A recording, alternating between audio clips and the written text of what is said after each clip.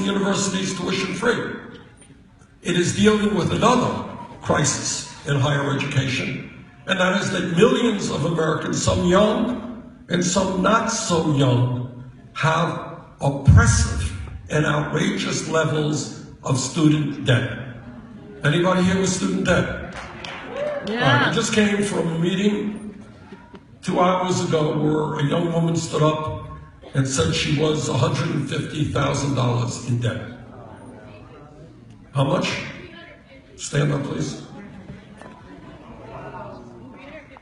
I went to medical school, Okay. and I started at maybe $200,000, and in less than 5 years, I'm up to $350,000 with interest. Did you graduate medical school? Yes, I did. Okay. Yay. Okay.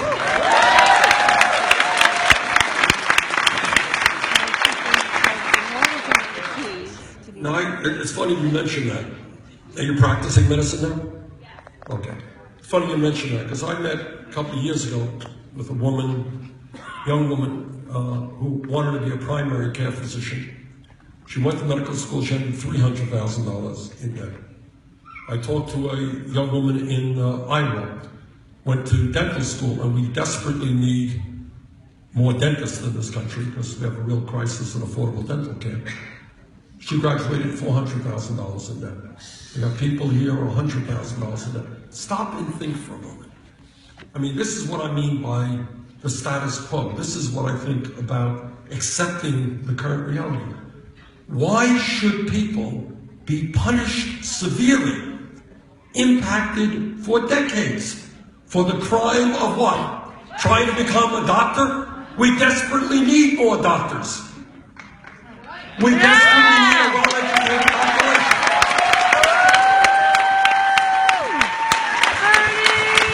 Our job is to encourage people to get as much education as they need, not discourage people. How dumb can we be?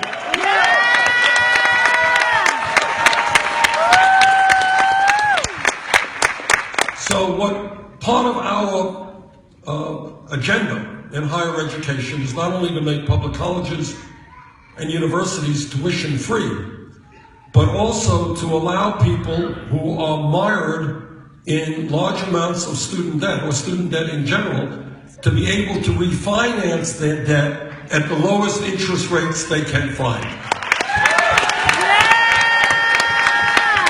Whole lot of people out there paying 6, 8, 10% interest rates on their student debt, they can refinance their home at 3 or 4%. That makes no sense to me. We've got to change that and substantially reduce student debt in this country.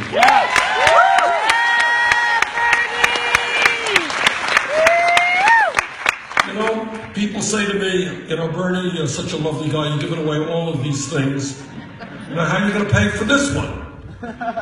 Pretty expensive proposition. It's about $70 billion a year to do what I want to do for higher education.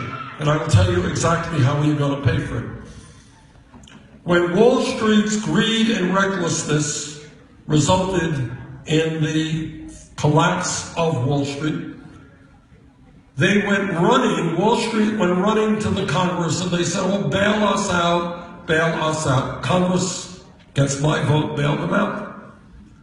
Now I believe that it is time for Wall Street to help the middle class of this country, which is why I believe we should have a tax on Wall Street speculation.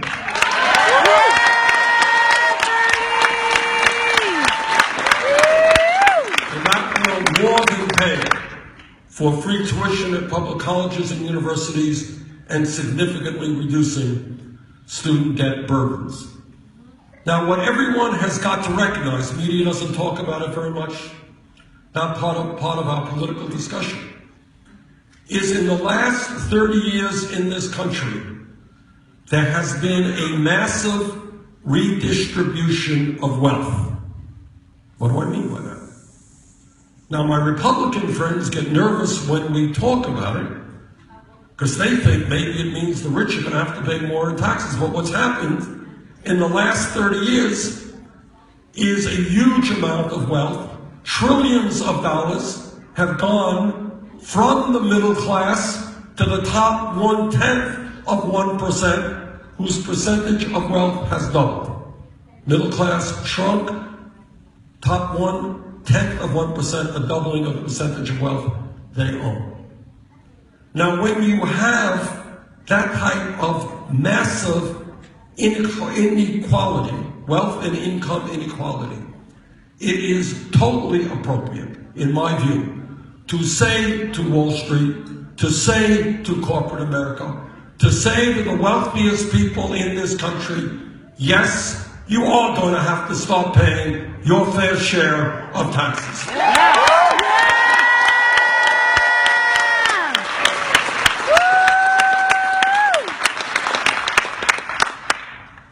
Now, when we talk about our responsibility as adults, as parents, and as I said, I'm a grandparent of 7 beautiful children.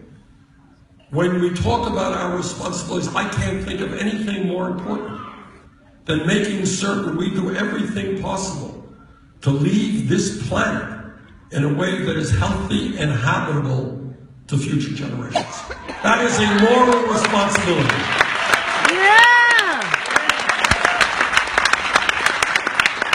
I sit on the Senate Environmental Committee and the Senate Energy Committee. I have talked to scientists in this country and all over the world. The debate is over. Climate change is real. It is caused by human activity, and it is already causing devastating problems in this country and around the world. That's just the facts.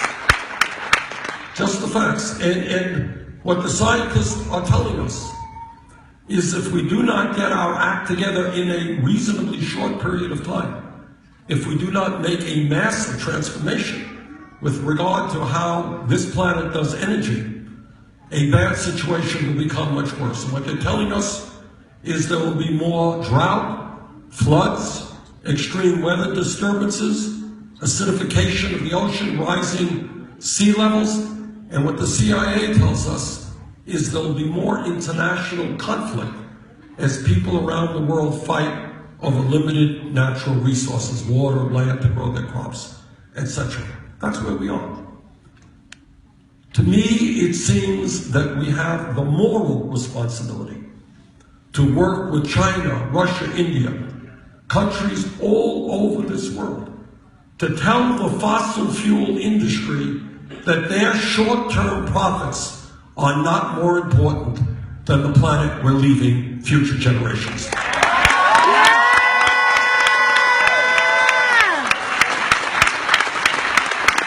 We can and must, as a nation, transform our energy system and become a model for the world in moving toward energy efficiency and such sustainable energies as wind, solar, geothermal, biomass, and other forms of sustainable energy.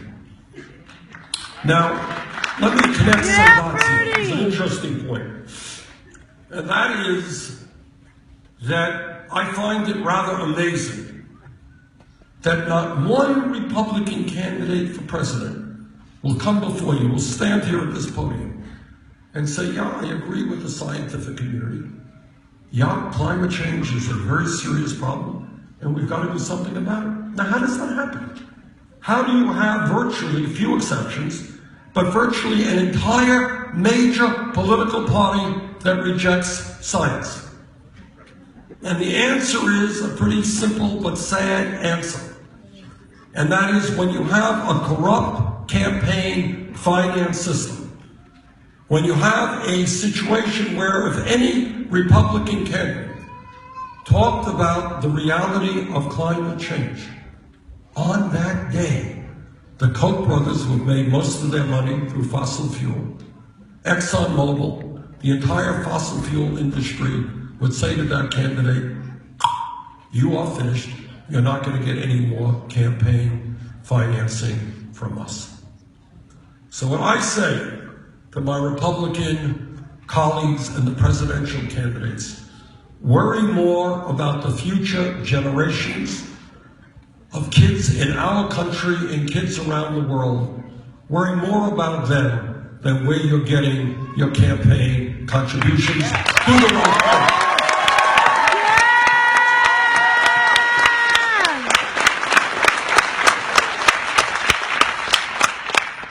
When we talk about thinking big and not small, when we talk about looking beyond the status quo, let me raise one more issue with you, and I want you to think about it for a while.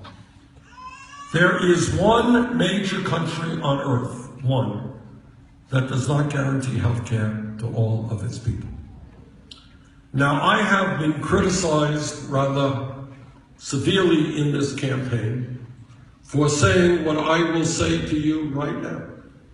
And that is, I believe that health care is a right of all people, not just a privilege.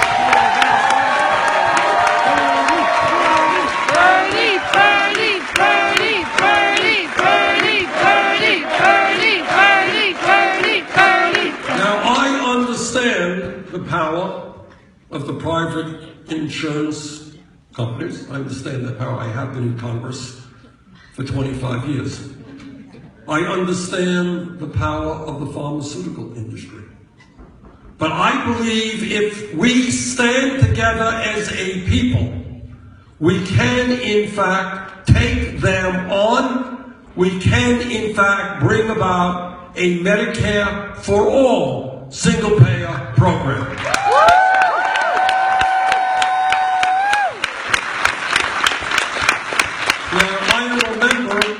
The committee that helped write the Affordable Care Act. And I believe the Affordable Care Act has done a lot of good things for the people of our country. We have done away with the obscenity of pre-existing conditions. You all remember that? Yes. This insanity by which the private insurance companies say, well, we'll insure you for anything except what you needed most. That's gone. We have expanded health insurance to some 17, 18 million more Americans, not a small thing. We have done away with discrimination against women who are being charged higher prices for the crime of being a woman. But let's also be honest. Despite the gains of the Affordable Care Act, 29 million Americans have no health insurance today. Despite the gains of the Affordable Care Act, millions of Americans, including many in this room, I guess, are underinsured with high deductibles and high co-payments. That right? Yeah. All right, what kind of deductibles do we have out there? 5,000. 6,500? Okay, anybody else? 5,000. 5,000? 7,000, okay. 13,000 for a larger family? Family of four? Okay. Now, what happens when people have high deductibles and they don't have cash in their pocket? What happens? They don't go to the doctor. And what happens when you don't go to the doctor? You get sicker. This is the insanity of a dysfunctional healthcare system. Some even It die. is not cost effective to say to people that you should not be able to go to the doctor when you need to go to the doctor. Not only does that prevent suffering, but it saves the system money.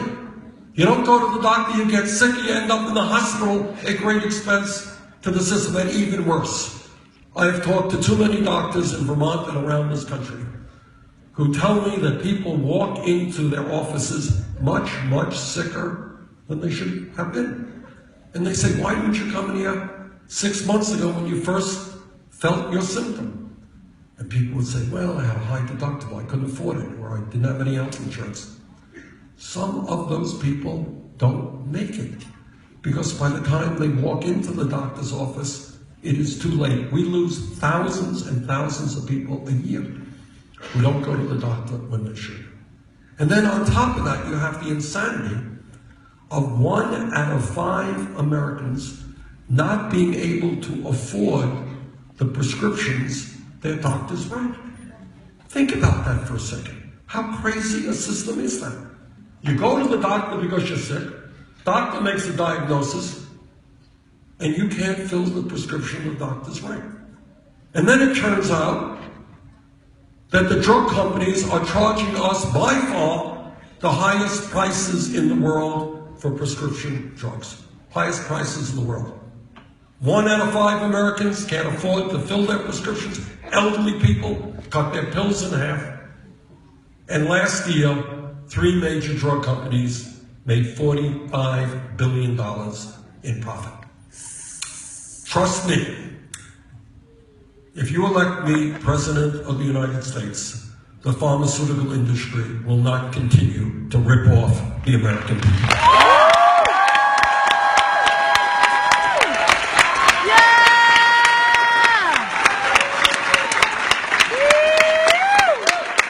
So here we are. Tomorrow is the New Hampshire primary.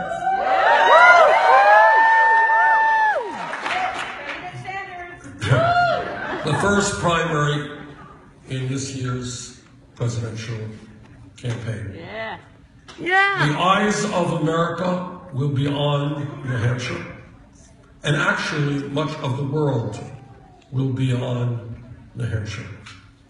And the issue here is not just, who wins the primary. That's important. But what's more important is the vision that those candidates are espousing.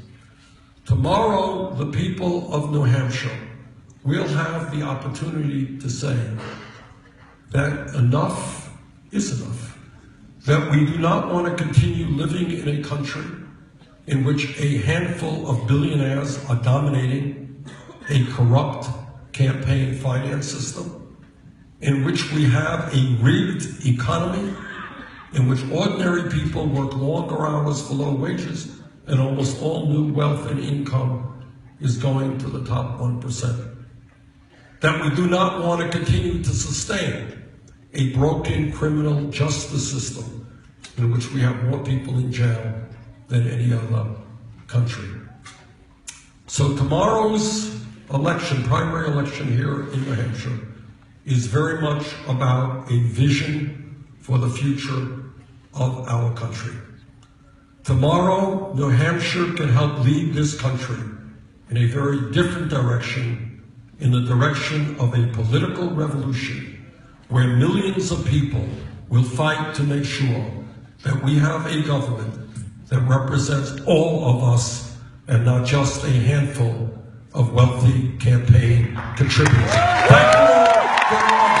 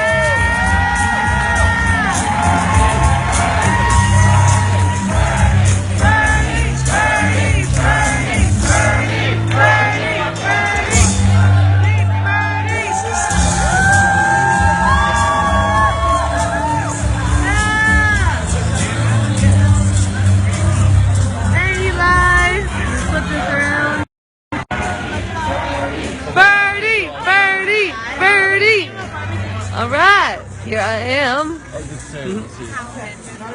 Live bilingual, yes, definitely gonna help do that.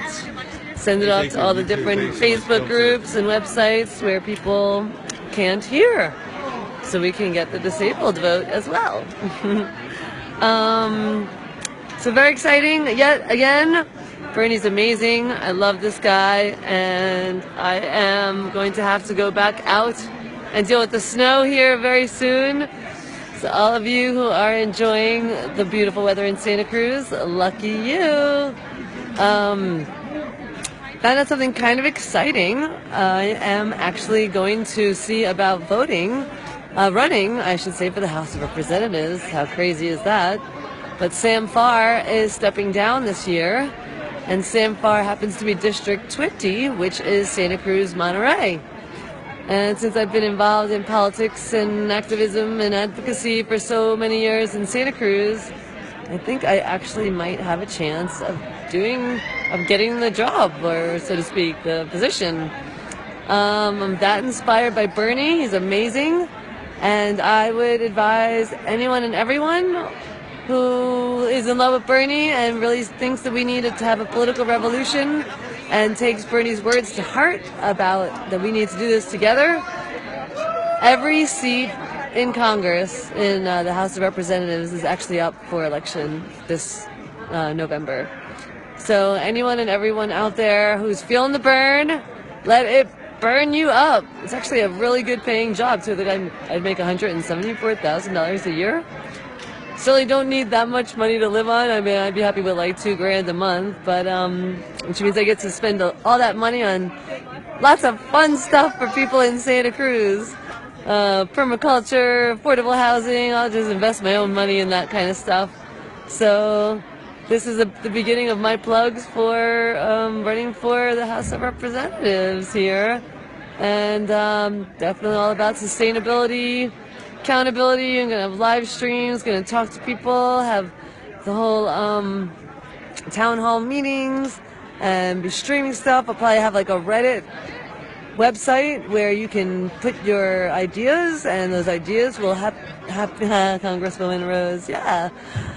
You put those ideas on a board, and people will vote those ideas up, and I will certainly be, as I always have been, a person who is an advocate for the people. For the people, by the people, with the people. Definitely not an egomaniac. So I look forward to being able to be a representative for our beautiful Santa Cruz County and Monterey County. All right. Well, I guess that's probably enough for now.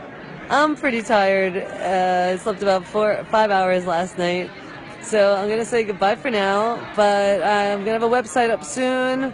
Going to have a little crowdfunding up soon. I think I might have to pay a couple of $1,000. I don't know exactly how much money it is to run for representative, but I'm going to need to raise some money and get some signatures if I'm going to be running. And if anyone wants to help me with my campaign, how fun is that to say? I'd love to have your help. I'll be needing research to figure out what I even need to do. It's kind of all new to me. But as an entrepreneur and an advocate for human rights, animal rights, earth rights, for at least 20 years, 18 years old, I started getting involved in the political process. I fell in love with hemp, and hemp will certainly be legal. I will not veto it like Jerry Brown vetoed it. I think it's absolutely ridiculous. Do whatever's best for marijuana. If it's decriminalize it, legalize it, whatever we need to do for that, I will certainly stand on that. I will say no to fracking, absolutely. I would like to actually even return the resources to the people, the commons, I believe that was called back in the day. Yeah, we'll stand for the resources belonging to the people. Definitely I'm a pro-peace person, so very anti-war, but pro-peace. I like to be pro about my beliefs as opposed to anti, because we need to be focusing on the goal, what we do want, as opposed to focusing on what we don't want. So, yeah. Of course, clean technologies, of course, campaign finance reform, equal pay, all that stuff, whatever Bernie, pretty much everything that Bernie stands for, I'm so in support of his platform that you can be sure and absolutely positively certain that I will be standing beside with Bernie on everyone so far, every one of the things that he stands for. Also believe for sure in gun control. Definitely want there to be a background check. Maybe if I can figure out if we get enough people together to create rental control so we don't have to deal with the gentrification that's been going on in Santa Cruz. So those of us who might not want to make like a ton of money or just is happy enough with our simple jobs of, I don't know, putting flowers together, growing flowers, farmers, but we want to live in beautiful Santa Cruz. I don't think that we need to be like a six-figure tech person in order to be able to live in beautiful Santa Cruz. I think it should be a place where anyone and everyone has the opportunity to live. So I will definitely be supporting rent control. And whatever else my constituents would want. Of course, as long as it is in alignment with the most people getting what they need, not necessarily everyone getting what they want. Definitely the whole factory farming, that will be out. I would love to have cameras on cops. I would love to have cameras in factories. I will definitely make sure workers' rights are protected. I will make sure living wage for people, home leave for women when they have babies, or for the men if they decide they want to be the ones to stay home with their babies. Drug reform, instead of drug reform, be rehab for people instead of people going to jail. Definitely want to eliminate the whole privatized jail systems. So yeah, like I said, a lot of what Bernie believes are things that I believe in, which is why I am so gung-ho on this campaign and so ridiculously excited to be a part of this. And I look forward to seeing how much more excited you guys are going to get and who might want to run or who might want to help me with my campaign. So you all got kind of one of my first biggest plugs, definitely my biggest plug. And I look forward to hearing more about what you want and how I can best serve you. Right now, how I could best serve this campaign and get you the most and the best information. Bernie rocks. I'm in love, ridiculously in love. Never thought at my youthful age that I would say I'm in love with a 74-year-old man, but I am. And of course, it's just a heart thing. It's a heart, it's a soul, it's a belief, it's a value, it's a moral. Jane, of course, is absolutely amazing. Love you, Jane. If you ever wind up reading this or seeing this, adore you. You're absolutely vibrant and vital and gorgeous, and I'm so happy that you have the most amazing man standing beside you. And then you, I am certain, are an amazing woman, supporting him through all this. It's definitely crazy. I can see it. It must be nuts for you, and I thank you and honor you so much for standing by your man. I think you are going to make an incredible First Lady, and I look forward to working with the both of you in the very near future. All right, there's my plug for now. I love you all, and I will see you in the future, near future. And now I got to go brave this storm. So say a prayer for me, please, that I get home safe. And I'll see you on the flip side. All right, bye for now. Peace as always. Toodaloo.